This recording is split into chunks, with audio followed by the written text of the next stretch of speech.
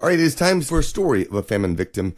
Jim McKenna is a Boston piper and composer. Members of his family immigrated to Boston during the Irish famine. Daniel and his brother Neil were two of the 6 founding members of the American Society of Hibernians, later merging with the Ancient Order of Hibernians in Boston on March 17, 1857. This organization was formed for the purpose of rendering assistance to the sick and disabled members of their society and also of providing for the decent burial of the dead.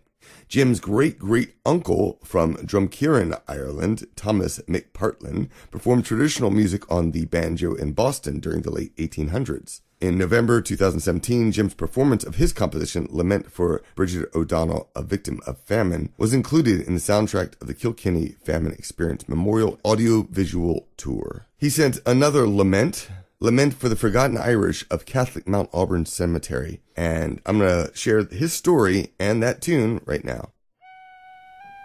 A few months ago, I had composed a lament about a little-known cemetery just outside of Boston called Catholic Mount Auburn Cemetery, not to be confused with Mount Auburn Cemetery.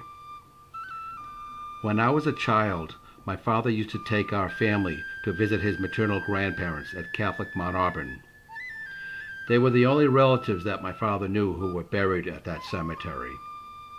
I noticed that many of the names on the headstones were Irish, and the date of deaths were during the mid to late 1800s.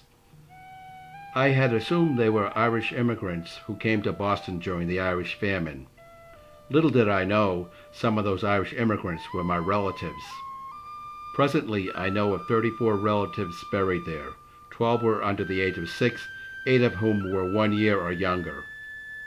By the end of 1865, 99.5% of the lots were sold, primarily to Irish immigrants. From 1854 to 1881, there were approximately 16,000 burials. 49% of them were children under the age of 6 years. The first of my relatives to be buried at this cemetery was John McKenna, who died of lung fever on September 26, 1859, at the age of 11 months. At that time, a family's first purchase of a burial lot was usually when a child died.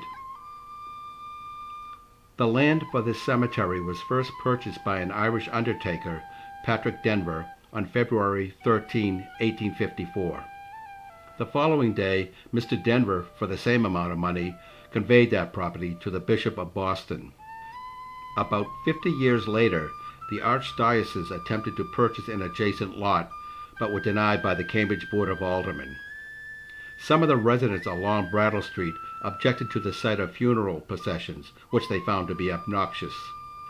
Quoting from the Cambridge Sentinel, November 30, 1907, this objection merely displayed the sham culture of the Brattle Street element. The adjacent lot, known as the Coolidge Estate, was purchased eventually by Mount Auburn Cemetery, not Catholic Mount Auburn. Ironically, approximately 70 years after the denial to the Archdiocese of Boston, and literally just a few yards from my immigrant relatives, my uncle and great-aunt were buried on the adjacent lot, the Coolidge Estate. The inspiration for this lament was from an online lecture by local historian Bill McEvoy, which was sponsored by the Cambridge Public Library this past April. I was notified by email of this lecture by my cousin Natalie Wadzinski. If it wasn't for Bill's lecture and Natalie's email, this lament may have never been composed. In addition, Bill had notified me of relatives buried at Catholic Mount Auburn that my family never knew about.